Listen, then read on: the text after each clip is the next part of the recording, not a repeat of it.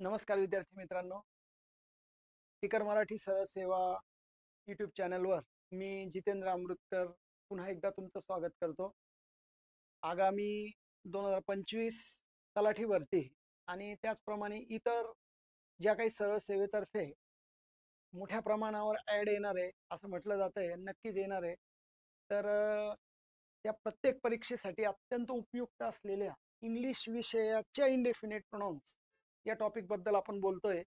Pronounce हा very important topic आहे, ज्याच्यावर किमान 1 ते 2 प्रश्न विचारले जाऊ शकतात. अशा इनडेफिनेट प्रोनाउनबद्दल आपण चर्चा करणार आहे. ही कन्सेप्ट आज क्लिअर करण्याचा प्रयत्न करणार आहे. काही व्हिडिओज आपण प्रश्नांवर टाकले, काही व्होकॅब्युलरीवर टाकलेले. आय होप तुम्ही प्रत्येक व्हिडिओ पाहत असाला. 34 नंबर म्हणजे 34 नंबरचा व्हिडिओ आहे या सिरीजमधला. मागचे 33 व्हिडिओज आपल्यासाठी इथे अवेलेबल आहे. ते प्रत्येक व्हिडिओ तुम्ही वॉच करा, त्याच्या प्रत्येकाची नोंद घ्या, त्याचे नोट्स काढा. नक्कीच प्रत्येक गोष्टीचा तुम्हाला फायदा होईल. तो TCS पॅटर्न प्रमाणे आपण याच्यावरचे काही प्रश्न पण या टॉपिक नंतर डिस्कस करणार आहे आणि इतर परीक्षांना देखील तुम्हाला या गोष्टीचा फायदा होईल. नक्कीच या सगळ्या गोष्टींसाठी तुम्ही रात्री 8 वाजता मात्र या व्हिडिओसाठी तयार राहायचं आहे. आगामी काळात काही आपण लाईव्ह लेक्चर्स पण अरेंज करतोय, ज्याच्याबद्दलची माहिती मी तुम्हाला पुढे देतो. So let start the topic indefinite pronounce. काय असतं, त्याची व्याख्या काय असते, या सगळ्या गोष्टींची चर्चा आपण आता या लेक्चरमध्ये करणार. बघा, इनडेफिनेट प्रोनाउन्स अनिश्चित सर्वनामे हा सर्वनामाचा एक प्रकार आहे. हा टाईप ऑफ प्रोनाउन सर्वनामाचा एक प्रकार आहे. जे काही प्रकार तुम्ही ऐकले असतील बघा, तर पर्सनल प्रोनाउन्स आहे, इनडेफिनेट प्रोनाउन्स आहे, डिस्ट्रीब्युटिव्ह प्रोनाउन्स आहे ना. त्याच पद्धतीने इनडेफिनेट प्रोनाउन आहे, जो एक महत्वाचा सेगमेंट समजला जातो. सो याची व्याख्या काय बघा, अनिश्चित किंवा माहीत नसलेल्या नामांच्या ऐवजी, म्हणजे सगळ्यात महत्वाचं आहे प्रोनाउन आहे ना, तर हे नामांच्या ऐवजी वापरलं जाईल. तर नामाच्या ऐवजी वापरल्या जाणाऱ्या शब्दाला प्रोनाउन म्हणतात 100%. आणि कोणत्या प्रकारचे नाव आहे, तर अनिश्चित किंवा माहीत नसलेल्या, म्हणून त्या प्रकारच्या प्रोनाउन्सला इनडेफिनेट प्रोनाउन म्हणायचं आहे. जर आपल्याला माहिती आहे का एखादा मुलगा आहे त्याला आपण हे वापरतोय, तर त्याला इनडेफिनेट नाही म्हणता येणार. सो ही प्रोनाउन आहे पण इनडेफिनेट नाही. इनडेफिनेट काय असतं कळेलच. So to show indefinite or unknown thing or person, एखादी गोष्ट माहीत नाही, अनिश्चित आहे आणि त्या व्यक्तीच्या किंवा त्या वस्तूच्या घटकांच्या नामाच्या ऐवजी वापरल्या जाणाऱ्या शब्दाला इनडेफिनेट प्रोनाउन्स म्हणतात. सो याच्यामध्ये इनडेफिनेट, अनिश्चित आणि अननोन माहीत नसलेल्या नामांच्या वस्तूंच्या पदार्थांच्या ऐवजी वापरल्या जाणाऱ्या शब्दाला इनडेफिनेट प्रोनाउन. पहिली गोष्ट ते प्रोनाउन आहे आणि ते अनिश्चित आहे, कारण ते ज्या नामाच्या ऐवजी वापरलं जात आहे तेच अनिश्चित आहे. तर इनडेफिनेट प्रोनाउनचा जर आपल्याला अभ्यास करायचा असेल विद्यार्थी मित्रांनो, तर तो खालील पद्धतीने आपल्याला करायचा. एक एक्झाम्पल पहिले लक्षात घ्या बघा. Someone is knocking at the door. आता एक असं इंग्लिश मधलं एक आपण वाक्य तयार केलं, ज्याचा सब्जेक्ट करता हा समवन आहे. समवन इज नॉकिंग, तुम्ही माहिती ही म्हणू शकता, he is knocking at the door. इथे शी म्हणू शकता, she is knocking at the door. इथे म्हणू शकता mister Patil, mister Patil is knocking at the door. Mister Patil, she, he, someone हे सगळे वाक्याचे सब्जेक्ट्स आहे, म्हणजे वाक्याचे कर्ते आहेत. लक्षात घ्या, सब्जेक्ट्स आहेत. आणि सब्जेक्ट म्हणून काम करणारा शब्द एक तर नेहमी नाऊन कॅटेगरीचा असतो, जसं मिस्टर पाटील, नाही तर प्रोनाऊन कॅटेगरीचा असतो, ही, शी, जे काही योग्य असेल. आणि समवन, समबडी, एनीवन, एनीबडी सारखे जे प्रोनाऊनच्या कॅटेगरीमध्ये इनडेफिनेट करता येतात. कारण की मिस्टर पाटील आलं तर आपण समवन वापरू शकत नाही, कारण आपल्याला ही वापरावं लागेल. तर मिस्टर पाटील हे माहीत असलेलं नाऊन आहे. आपल्याला माहीत नसलेल्या नामाच्या ऐवजी जे सर्वनाम वापरलं जाणार आहे याला इनडेफिनेट म्हणतात. आणि त्याचा अभ्यास या पद्धतीने आपल्याला करता येईल. आता याच्यामध्ये समवन शब्दाला पहिली गोष्ट, याला प्रोनाऊन का म्हणायचं हे पहिले पहा, आणि इनडेफिनेट का म्हणायचं हे पहा. म्हणजे दोन्ही गोष्टी इथे क्लिअर करू. त्याला प्रोनाऊन का म्हणायचं, कारण कोणत्या तरी नामाच्या ऐवजी जे माहित नाही, कोणतरी दरवाजा ठोकतंय, आपल्याला काय माहिती त्या दरवाजाच्या पलीकडे कोण आहे, पण जो कोणी आहे त्याला काहीतरी नाव आहे आणि त्या नामाच्या ऐवजी जो शब्द वापरला गेला आहे तो अर्थातच प्रोनाऊन आहे. So someone is knocking at the door. So someone हे इनडेफिनेट प्रोनाऊन आहे, कारण समवन हे कोणत्या नामाकरता वापरलं हे नक्की हे निश्चित होत नाही. कोणीतरी दरवाजा ठोकतंय मग नक्की नाही माहिती ना, म्हणून ते इंडेफिनिट कॅटेगरीत जातं. त्याला व्याख्या कळली, एक उदाहरण कळलं आणि या पद्धतीने तुम्ही या कन्सेप्टला क्लिअर करायचंय. आता पुढच्या प्रकाराकडे जाऊ. जवळपास 18 इंडेफिनेट प्रोनाउन्स आहे इंग्लिशमध्ये, जे आपल्याला स्टेप बाय स्टेप या ठिकाणी कव्हर करायचे, म्हणजे सगळे या ठिकाणी आपण कव्हर करण्याचा प्रयत्न केला आहे. पेअर मध्ये घेऊ आता. टोटल मी सांगितलं तुम्हाला की 18 प्रोनाउन्सचा आपल्याला अभ्यास करायचा आहे. तर पहिल्या पेअरचा अभ्यास करतोय आता आपण, ऑल अँड सम. हा पहिला पेअर म्हणू. पेअर मी याच्याकरता म्हणतोय की जेणेकरून तुमचा योग्य पद्धतीने अभ्यास होईल. तर पहिल्या पेअर मध्ये ऑल आणि सम हे दोन शब्द आहे. ऑलचा अर्थ होतो सर्व, म्हणजे नेमकं कोणत्या नामाकरता सर्व म्हणतोय हे क्लिअर होत नाही, आणि कोणत्या नामाला आपण सम म्हणजे काही म्हणतोय हे पण क्लिअर होत नाहीये, म्हणून ते इंडेफिनेट आहे. मी म्हटलं there are many boys playing in the garden and some are laughing, म्हणजे काही मुलं गार्डन मध्ये खेळताय आणि त्याच्यातले काही असताय. मग कोण काही आणि किती काही, म्हणजे नक्की कोणाबद्दल बोललं जातंय जे असताय त्यांच्या नावांची लिस्ट तुम्हाला कळणार नाही, कारण त्याच्यात काही शब्द वापरलाय म्हणजे सम, आणि सर्व शब्द वापरला आहे ऑल, हे इंडेफिनेट कॅटेगरीत जातं. तो पहिल्या प्रकारामध्ये आपल्याला लक्षात घ्यायला लागेल सम आणि ऑल हे. आता याचं विशेष काय बघा, कारण जर जनरली विचारलं ना विद्यार्थ्यांना की सांगा रे ऑल आणि सम सिंग्युलर आहे का प्लुरल आहे, तर जनरली विद्यार्थी इथे काय विचार करतो माहितीये का की ऑल आणि सम हे प्लुरल आहे. कारण समचा अर्थ होतो काही म्हणजे एकापेक्षा जास्त, आणि ऑलचा अर्थ होतो सर्व म्हणजे एकापेक्षा जास्त. असं एकापेक्षा जास्त अर्थ होत असल्यामुळे त्याला प्लुरॅलिटीकडे, अनेकाकडे जाण्याचा जो कल आहे तोच इथे विद्यार्थी लक्षात ठेवतो. पण तुम्हाला आता काय लक्षात ठेवायचं, ऑल समचा वापर सिंग्युलर म्हणजे अनकाउंटेबल, जे संख्येत नाही मोजता येत, जे मटेरियल प्रकारचे वगैरे नाउन्स असतात ते मटेरियल प्रकारचे नाउन्स, आणि प्लुरल काउंटेबल म्हणजे मोजता येणारे अनेक वचन, उदाहरणार्थ बॉईज, आणि त्या मटेरियल मध्ये वॉटर. म्हणजे या दोन्ही प्रकारच्या नामांसोबत काउंटेबल अनकाउंटेबल दोघी नामांच्या सोबत ऑल आणि समचा वापर होतो विद्यार्थी मित्रांनो, आणि अकॉर्डिंगली तशी वर्ब येते. म्हणजे थोडक्यामध्ये ऑल नंतर इज पण येऊ शकतो आणि ऑल नंतर आर पण येऊ शकतो. नीट लक्षात येतं. ऑल इज वेल काय म्हणतो आमिर खान 3 इडियट्स मध्ये, काय म्हणतो all is well, all is well म्हणतो. ऑल नंतर इज पण आहे, ऑल नंतर आर तर येणारच आहे. मग कशावर डिपेंड करतो, तर एक गोष्ट लक्षात घ्या, ऑल आणि सम या दोन्ही प्रकारच्या नामांच्या ऐवजी त्याचा वापर केला होता. फॉर एक्झाम्पल मधून जर समजायचं असेल, आय हॅव मेनी फ्रेंड्स, मला भरपूर मित्र आहे, ऑल आर हॅपी, तर फ्रेंड्स करता ऑल वापरलाय. फ्रेंड्स हे प्लुरल काउंटेबल नाऊन आहे जे इकडे लिहिलेलं आहे, म्हणजे अनेक वचनी आणि मोजता येणार अनेक वचनी. अशा प्रकारचं नाऊन असल्यामुळे ऑल हा शब्द या ठिकाणी प्लुरल झाला, म्हणून आर प्लुरल आहे. अजून एक पुढचं वाक्य बघा, I have a lot of water. Water कोणत्या प्रकारचं नाऊन आहे, मटेरियल अनकाउंटेबल नाऊन आहे. एक पाणी दोन पाणी असं आपल्याला मोजता येत नाही, म्हणून अशा प्रकारच्या नामाला जर पुढे जाऊन ऑल म्हटलं आपण, तर वॉटर करता आपण ऑल बोलतोय म्हणून ते सिंग्युलर झालं, म्हणून इज सिंग्युलर आहे. सो ऑल ऑफ डर्टी ही फ्रेज करेक्ट आहे. म्हणून all and some can be both singular and plural, it depends on the noun which they replace. ते ज्या नामाला रिप्लेस करतात त्या नामावरती डिपेंड करतात. If they replace plural countable noun they become plural. If they replace material uncountable type of noun they become singular. This is so straight forward and simple. Simple असू शकतं जर तुम्ही व्यवस्थित समजून घेण्याचा प्रयत्न केला. तर या पहिल्या पेअरला अशा पद्धतीने तुम्ही कन्सिडर करा. याच पेअरला तुम्ही ऑफ दच्या रचनेमधून पण कव्हर करू शकता. सो ऑल सम ह्या ज्या काही दोन प्रोनाउन्स आहे आता, हे प्लुरल काउंटेबल नामाच्या ऐवजी वापरले गेले तर व्हर्ब प्लुरल, म्हणजे मागचे जे वाक्य पाहिले हा त्याचा निष्कर्ष आहे. लॉट ऑफ वॉटर म्हटलं तर इज, फ्रेंड्स म्हटलं आर, मात्र ते मटेरियल अनकाउंटेबल नामाच्या ऐवजी वापरले गेले असतील ते येणारी व्हर्ब सिंग्युलर है ना. आता ऑल इज वेल असं 3 इडियट्स मध्ये ज्या गोष्टीला वेल म्हटलं गेलंय त्या ऑल गोष्टी ह्या अनकाउंटेबल आहे, लक्षात घ्या. म्हणून ऑल इज वेल. आणि हाऊ आर युअर रिलेटिव्ह, का तुमचे नातेवाईक कसे आहेत, all are healthy, hale and healthy, सगळे व्यवस्थित आहे, निरोगी, काही प्रॉब्लेम नाही.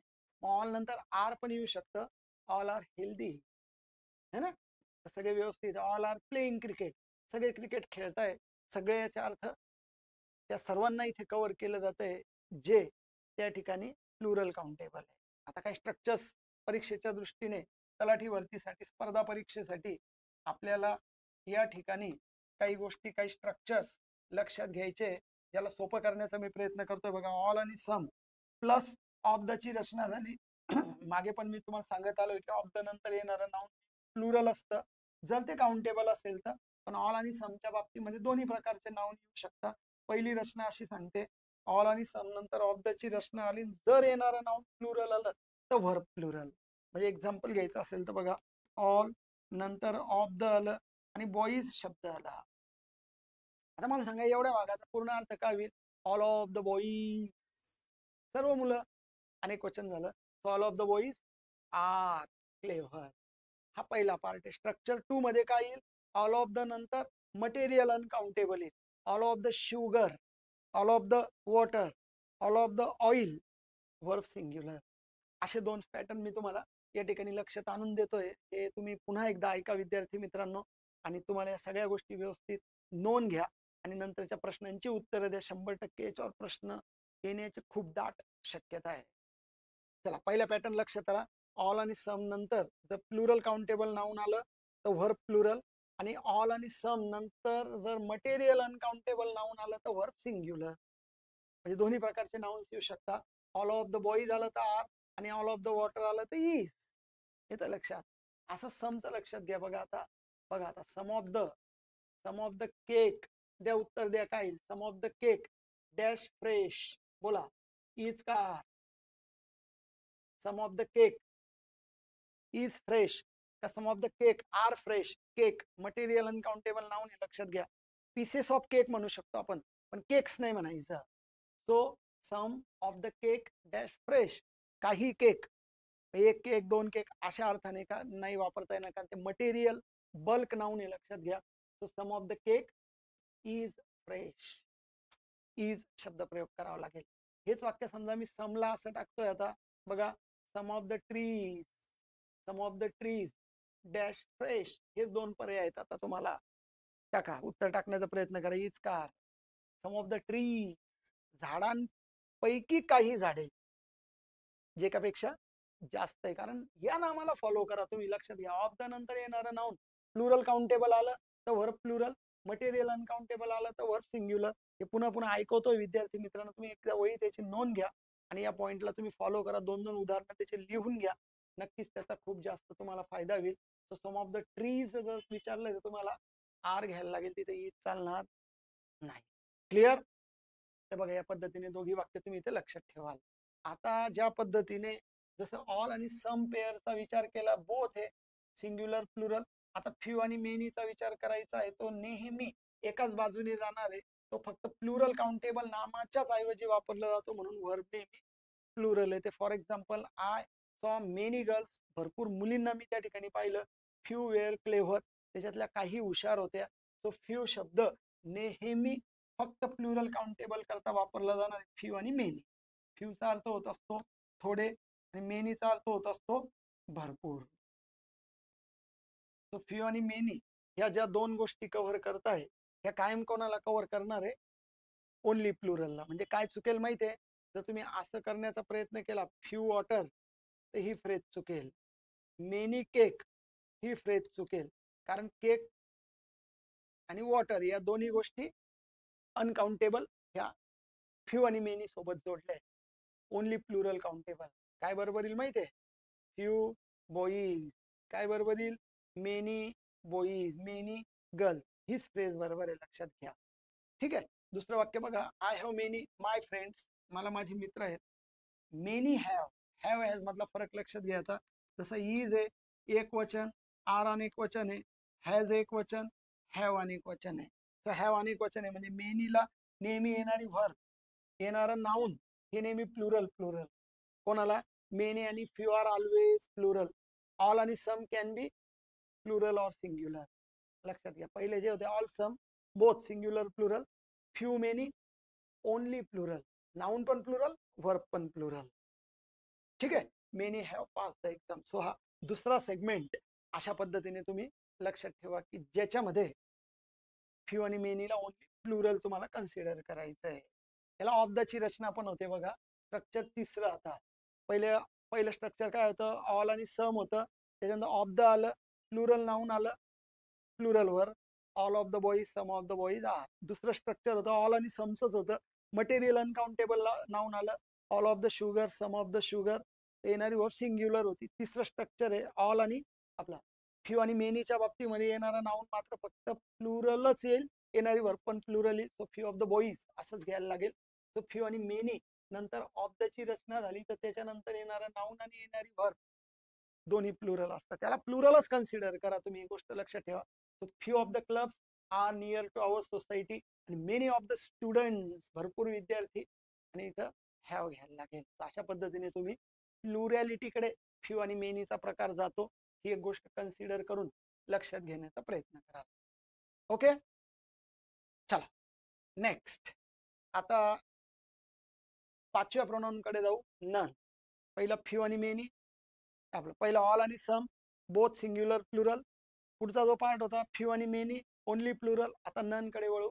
ननचा अर्थ एकही नाही अशा अर्थाने वापर होत असल्यानंतर नन येणारी व्हर्ब ही नेहमी सिंग्युलर असते, म्हणजे none only singular. None only singular. बघा काय काय लक्षात घेतोय, फ्यू आणि सम, सॉरी ऑल आणि सम हे काय झाले, ओनली प्लुरल. ऑल आणि सम काय झाले, बोथ, बोथ झाले ते सिंग्युलर अँड प्लुरल. नंतर पाहतोय आता आपण फ्यू आणि मेनी हे काय होते, ओनली प्लुरल. आता काय पाहतोय, नन. नन काय, ऑलवेज सिंग्युलर. नीट लक्षात ठेवा. तो याचा अर्थ एकही नाही असा अर्थ होतो म्हणून सिंग्युलर. तर नन नंतरचं स्ट्रक्चर चौथा. आता नन ऑफ द रचना जर येत असेल तर त्यानंतर येणारं नाउन सिंग्युलर अनकाउंटेबल म्हणजे मटेरियल प्रकारचं आलं वॉटर, किंवा प्लुरल काउंटेबल बॉईज, यापैकी कोणतंही आलं तर वर्ब सिंग्युलरच येते. वर्ब प्लुरल पण येऊ शकते, पण आयोगाच्या पॅटर्न मध्ये वर्ब सिंग्युलर आल्याच क्लिअर झालेलं आहे. म्हणून दोन्ही जरी वापरत असले नन नंतर, पण मात्र येणारी वर्ब तुम्ही सिंग्युलरच कन्सिडर करा. So none of the water is, none of the boys इजच. ठीक आहे, म्हणजे नन इज ऑलवेज सिंग्युलर, ही एक गोष्ट कन्सिडर करून टाका. None is always singular. इथं प्लुरल पण येऊ शकतं, none of the boys are पण येऊ शकतं, पण आयोगाच्या पॅटर्नने दोन येऊ शकतं ना, मग काहीतरी एक फायनल करायला लागतं.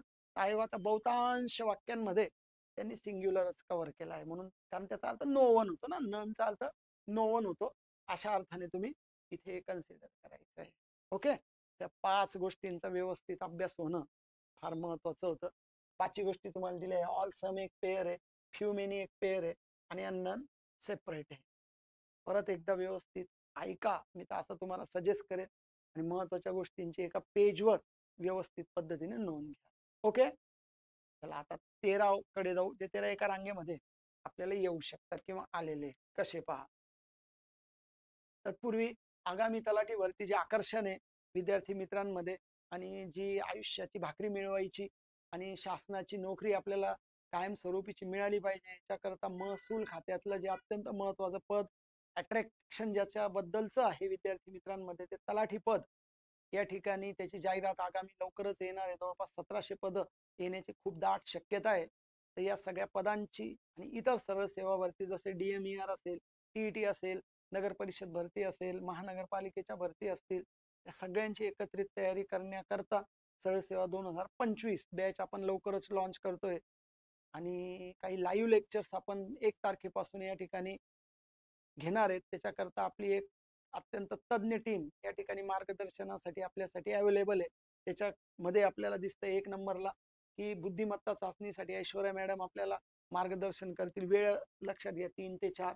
सामान्य ज्ञानसाठी ज्ञानेश्वर राठोड सर 4 ते 5 या वेळेमध्ये मार्गदर्शन करतील. गणपत उघडे सर 7 ते 8 मध्ये आपल्याला मार्गदर्शन करतील. मराठीसाठी, इंग्लिशसाठी मी स्वतः जितेंद्र अमृतकर आपल्या सोबत असेल. वेळ असेल रात्री 8 ते 9 ची. आणि रात्री 9 ते 10 साठी सुहास सर आपल्याला मार्गदर्शन करतील.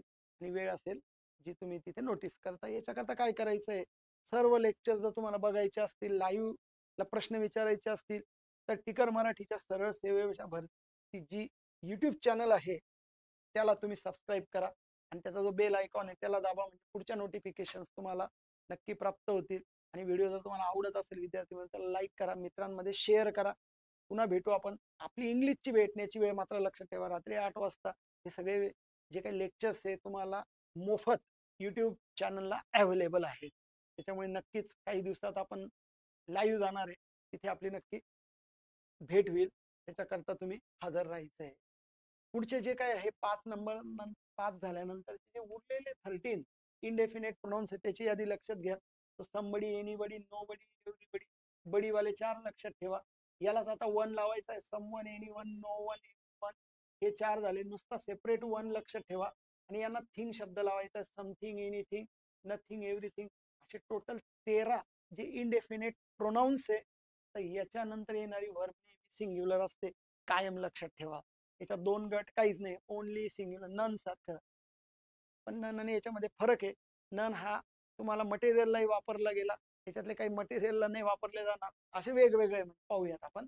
सो या ठिकाणी उदाहरण पाहून घ्या. बघा, समथिंग हॅज, आपल्याला माहिती आहे हॅज सिंग्युलर आहे, इज सिंग्युलर आहे. ज्या कर्त्यांसाठी आपण इज वापरतो त्या प्रत्येक कर्त्यासाठी आपल्याला हॅज वापरता येईल. समथिंग हॅज हॅपन, काहीतरी घडलंय. मग काय घडलंय, नेमकं हेच घडलंय हे नक्की सांगता येत नाही, म्हणून ते इनडेफिनेट आहे, है ना. अशी एक गोष्ट तुम्हाला लक्षात ठेवायची. बघा आता, somebody is coming, someone is coming, कोणीतरी येत आहे. कोणीतरी नक्की माहित नाही काय.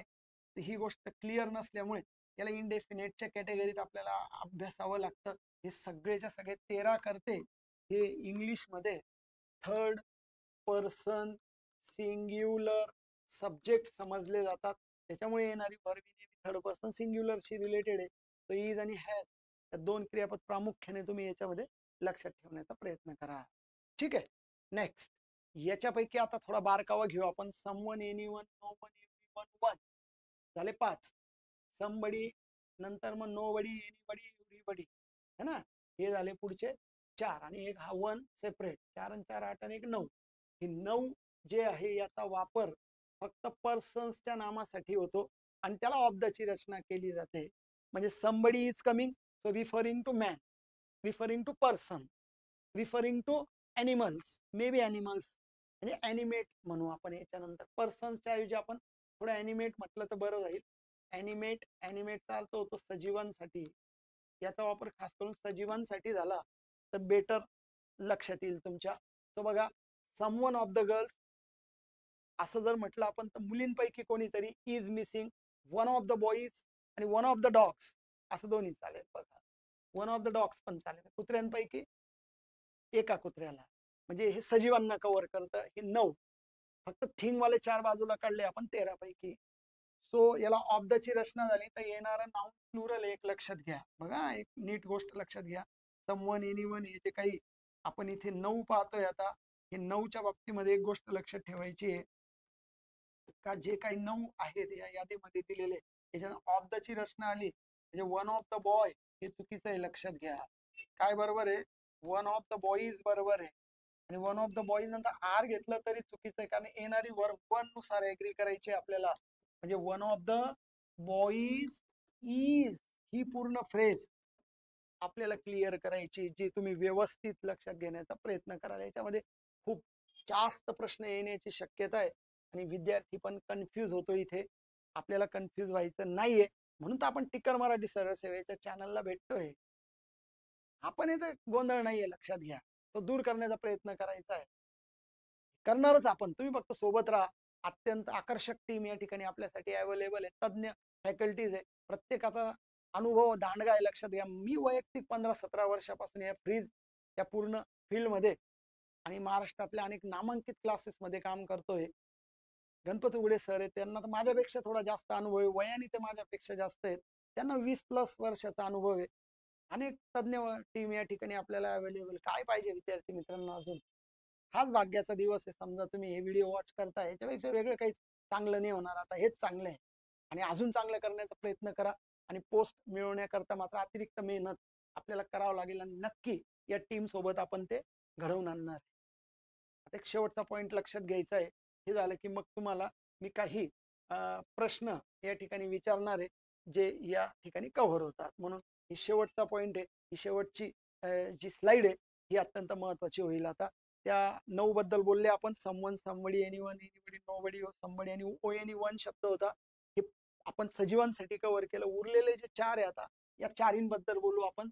तो समथिंग, एनीथिंग, नथिंग, एव्हरीथिंग, हे जे थिंग वाले 4 आहे यांचा वापर इनएनिमेट म्हणजे निर्जीव, तिथे ॲनिमेट म्हटलं तर सजीव, तर त्या इनएनिमेट निर्जीव घटकांसाठी होतो. For example, something is unusual, काहीतरी असं विचित्र विलक्षण आहे.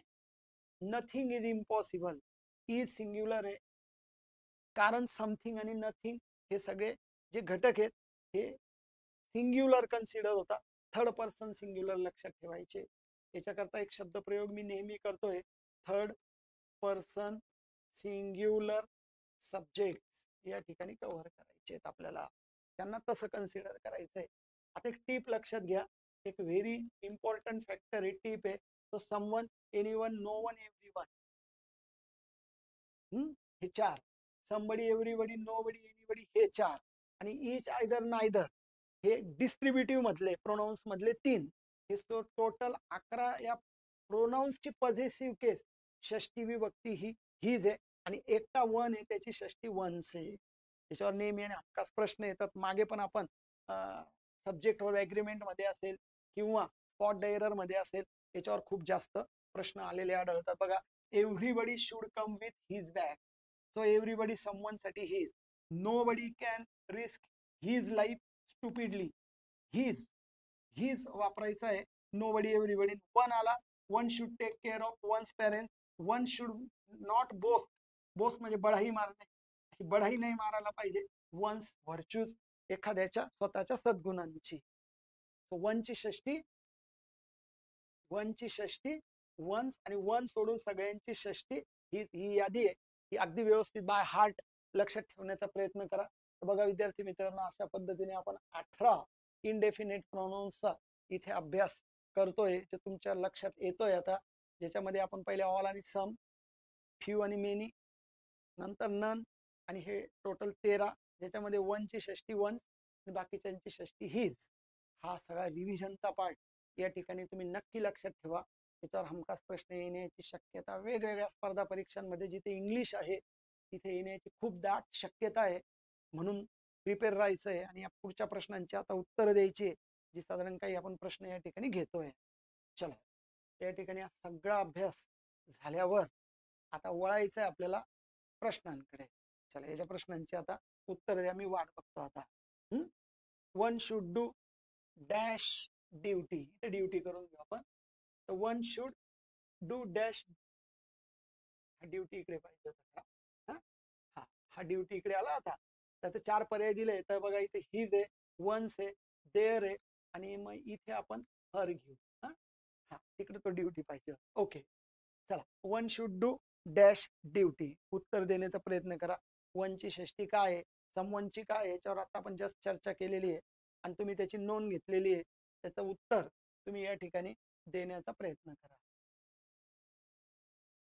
काय लगेच क्लिक झाला असेल तुम्हाला, द्या उत्तर, द्या फटकन उत्तर द्या. प्रश्न क्रमांक 1 चं उत्तर देण्याचा प्रयत्न करा. वनची षष्टी करेक्ट, वन्स. पण वन 2 प्रकारचे असतं, लक्षात घ्या. असं पण येऊ शकतो, असा पण येऊ शकतो, असा पण येऊ शकतो बघा. हे सगळे वन्स आहे. हा वन्स म्हणजे एकदा हा नाही घ्यायचा, हा यस असलेला पण नाही घ्यायचा, अपोस्ट्रॉफी यस पाहिजे आपल्याला. आता इथे नेमका असाच एक पर्याय दिला, अजून कठीण केलं तर असं होईल, पण इथे मात्र नंबर निवडून घ्या, one's. So one should do one's duty, आणि एव्हरी वन समवन आला तर हेच करायला लागेल. मात्र लक्षात घ्या, हा वन्स असा घ्या, हा वन्स असा घ्या, एखादा एखाद्याचे. So one should do one's duty. Clear. पहिल्या प्रश्नाचं उत्तर मात्र तुम्ही काय द्यायला पाहिजे, सी द्यायला पाहिजे, जे काही उत्तर देत आहे विद्यार्थी, है ना. चला, काय हरकत नाही. पुढचा प्रश्न आहे, 4 प्रश्न आहेत, बस काही टेन्शन नाही. म्हणजे हे तुम्हाला मी एक अप्रोच देण्याचा प्रयत्न केला. अजून डीप व्हिडिओसाठी पुढच्या आपण सेक्शन्स मध्ये नक्की भेटणार. It is now totally dark, पूर्ण आता अंधार झालेला आहे. सो डॅश इज व्हिजिबल, तर एनिथिंग इज व्हिजिबल, सगळं दिसतंय. अंधार झाला आणि सगळं दिसतंय, चालेल का? आपल्याला तर नाही दिसणार, प्राण्यांना दिसतं, आपल्याला नाही दिसणार. सो नथिंग इज चालेल, समथिंग, एव्हरीथिंग नाही चालणार. व्हिजिबल आहे, लक्षात घ्या. इनव्हिजिबल असतं तर आपण एव्हरीथिंग म्हटलं असतं. प्रत्येक गोष्ट इनव्हिजिबल झाली. पण व्हिजिबल म्हटलंय म्हणजे नथिंग इज व्हिजिबल. नीट लक्षात घ्या, कुठलीच गोष्ट व्हिजिबल नाही आहे. Nothing is visible. अंधार झाला आहे, कारण अंधार झाला कुठलीच गोष्ट दिसणार नाही. So it is totally dark. So nothing is, नथिंगचा पर्याय घ्यायला लागेल बी नंबर. प्रश्न दुसऱ्याचं उत्तर द्यायचं असेल तर बी.